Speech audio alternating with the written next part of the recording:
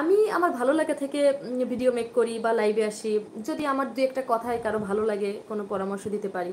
ওকে, তো ভালো লাগলে, আমার ভিডিও ভালো লাগলে আপনারা সাবস্ক্রাইব করবেন, না লাগলে you can avoid. Saima Akter Kona, যারা বাজে কমেন্ট করবে এদের হাইড করে দিন।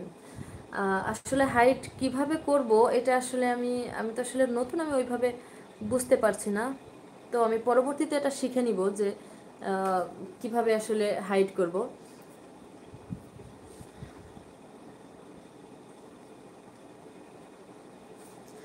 তো বন্ধুরা, আপনারা কে কোথা থেকে ভিডিও দেখছেন, লাইভটিতে সংযুক্ত আছেন, অবশ্যই কমেন্টে জানাবেন।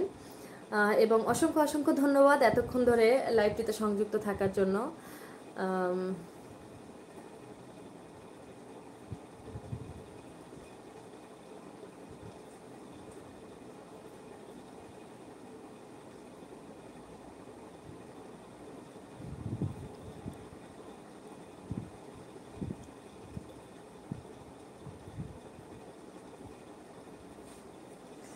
বন্ধুরা, আপনারা কে কোথা থেকে সংযুক্ত আছেন কমেন্টে জানাবেন।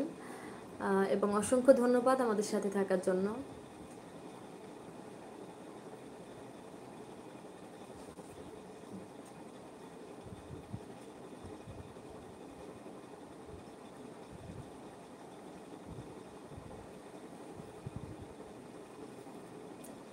বন্ধুরা, আমি যে জায়গাটিতে কর্মরত আছি, এই এলাকাটি হচ্ছে আপনার উপকূলীয় এলাকা এবং বাংলাদেশের একেবারে দক্ষিণ সীমান্তে, দক্ষিণাঞ্চলে। এটা নদীর একেবারে পাশে। ওকে, তো এখানে এসে আমার এই 3 বছর, 3.5 বছরে অনেক অভিজ্ঞতা হলো। এখানের মানুষ, বেশিরভাগ মানুষই অনেক দরিদ্র, যেটা আমরা মানে কল্পনাও করতে পারি না। তো আমরা যারা মোটামুটি মধ্যবিত্ত সাধারণভাবে চলাফেরা করতে পারি, তারা এদের অবস্থা আসলে নিজের চোখে না দেখলে কখনো বুঝবো না।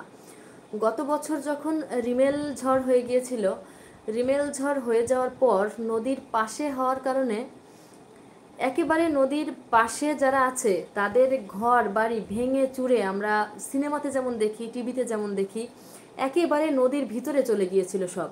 আমি নিজে সেখানে গিয়ে দেখেছি এবং ছবি তুলে রেখেছি।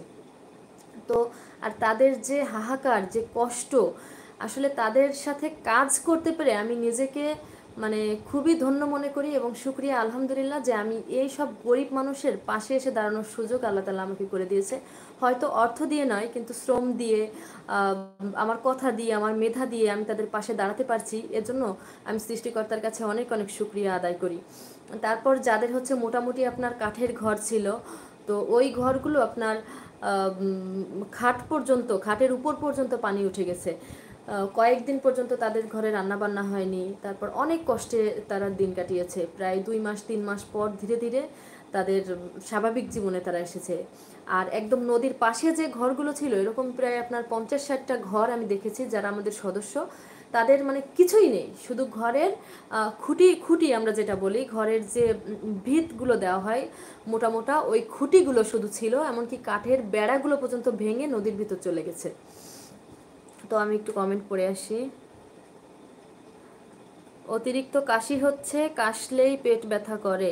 আচ্ছা, আপনার যদি ঠান্ডার কারণে কাশি হয়ে থাকে তাহলে আপনি কাশির ওষুধ খান। ওকে, যদি আপনার কাশি শুকনো কাশি হয়, তাহলে আপনি মিরাকফ বা এই ধরনের সিরাপ খেতে পারেন। মিরাকফ সিরাপ শুকনো কাশির জন্য, অথবা ফেক্সো ট্যাবলেট, এটা খেতে পারেন।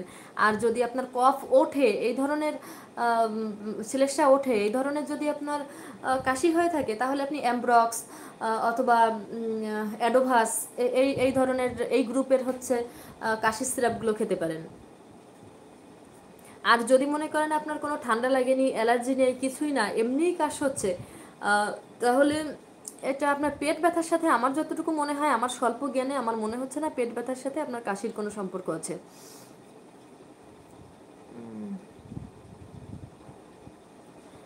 যে আইডি থেকে বাজে কমেন্ট করছে, আইডি চাপ দিয়ে ধরুন, তারপর নিচে হাইড অপশন আসবে, ওখানে চাপ দিন। Okay, thank you so much Saima Akter Kona, অসংখ্য ধন্যবাদ কমেন্ট, এত সুন্দর একটি কমেন্ট করার জন্য। আসলে চাপ দিয়ে ধরার পর এখানে আসছে পিন মেসেজ, রিপোর্ট রিমুভ,